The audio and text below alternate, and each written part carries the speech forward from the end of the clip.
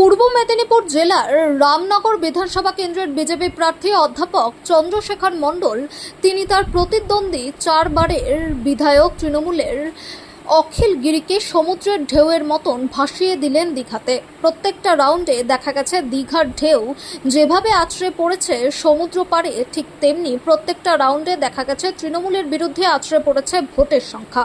তাই শেষ হাসি হাসলেন বিজেপির প্রার্থী ডক্টর চন্দ্রশেখর মণ্ডল। দাদা, এই জয় কাকে উৎসর্গ করবেন? এই জয় ভারতীয় জনতা পার্টির সেই সমস্ত পবিত্র কার্যকর্তা যারা একদিন স্বপ্ন দেখেছিলেন এই দলের আদর্শকে প্রতিষ্ঠা করার জন্য, ঘাম, অশ্রু, রক্ত এবং জীবন দিয়েছেন। সেই সমস্ত ভারতীয় জনতা পার্টির শহীদ যাদের আত্মবলিদানের বিনিময়ে আজকে এই স্বপ্ন পূরণ হয়েছে। আজকের এই তুমুল আনন্দের দিনে এই জয় তাদের প্রতি আমি সমর্পণ করছি। বলছি, প্রচারের সময় আপনি বারে বারে একটা কথা সাংবাদিকদের বলেছেন যে 200% নিশ্চিত। এটা এটা কেন? এটা আপনার মধ্যে কেন ঢুকে গেছে?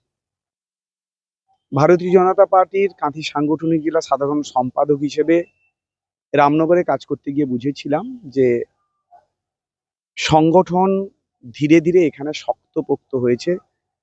21শে নির্বাচনের 12,700-600 ডেফিসিটকে পেরিয়ে লোকসভা নির্বাচনের 9,163, শুধু এটা সংখ্যা মাত্র।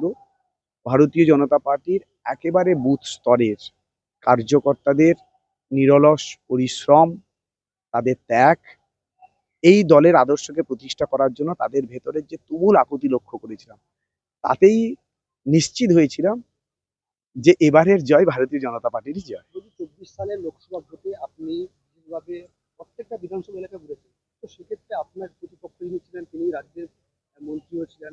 লড়াইটা কি কঠিন বলে মনে হয়েছিল? আমরা আদর্শের জন্য লড়াই করি, আমরা মানুষের আকাঙ্ক্ষা পূরণের জন্য লড়াই করি। আর ভারতীয় জনতা পার্টির নিজের সংগঠনের দৃঢ়তা থেকে লড়াই করে। তাই খেলতে নেবে প্রতিপক্ষর শক্তি দুর্বলতা না বিচার করে প্রথমে আমরা আমাদের শক্তি, আমরা আমাদের দুর্বলতা, আমরা আমাদের সাংগঠনিক সামর্থ্যকে বিচার করেছি এবং সেভাবে এগিয়েছি। তাই সামনে প্রতিদ্বন্দ্বী হিসেবে যেই থাকুক, সংগঠনের তোড়ে জাস্ট উড়ে গেছে। চারবারের বিধায়ক অখিলগিরি, তার কথা কি শক্তপোক্ত মনে হচ্ছিল? শক্ত সাংবাদিকরা শক্ত সংবাদ মাধ্যম করে দিয়েছিল। আমার বড় করুণা হয়েছিল সংবাদপত্রে যখন কেউ কেউ যখন এক্সিট পোল দেখাচ্ছিল। একটি বিষয় শুধু মনে হয়েছিল যে এটা ঠিক, ভেতরের যে দৃঢ়তা সেটা অনেকে অনুভব করেননি, অনেকে খোঁজ নেননি। খোঁজ নিলে বুঝতেন যে রামনগর বিধানসভার যে 283টি বুথ, 17টি অঞ্চল এবং 2,64,000 ভোটার, তারা ভারতীয় জনতা পার্টির সংগঠনকে, তার আদর্শকে বিশ্বাস করে ফেলেছিলেন। বিজেপির কার্যকর্তা হিসাবে বেশি গুরুত্ব পেয়েছেন নাকি স্কুলের শিক্ষক হিসাবে বেশি গুরুত্ব পেয়েছেন ভোটারের কাছে? বারবার আমার মনে হয়েছে যে আমি ভারতীয় জনতা পার্টির আদর্শের প্রতি নিবেদিত প্রাণ একজন সৈনিক। দীর্ঘ সময় ধরে সাধারণ সম্পাদকের পদ সামলেছি। এই আমার কখনো যখন প্রতীক পাশে থাকে, বারবার মনে হয়েছে, আজও আমি বিশ্বাস করি যে সংগঠনের নেতৃত্ব হিসেবে গুরুত্ব পেয়েছি। কিন্তু বহু দিনের মতো করে ছাত্ররা, তো আমি আজীবন বলি যে ছাত্রদের কাছ থেকে আমি শিখি, তাদের কিছু শেখাই না। তারা নতুন করে শেখালো যে তারাও কিছু করতে পারে। ছাত্র অভিভাবকরা তারা করতে পেরেছে। কিন্তু ভোটার, আপনার যারা রামনগর বিধানসভা যারা ভোটার, তারা সংবাদ মাধ্যমের কাছে বহুবার তারা বলেছেন, অনেকে বলেছেন যে আমরা কোনো রাজনৈতিক দল দেখে দিচ্ছি না, আমরা ভোট দেবো শিক্ষক হিসাবে।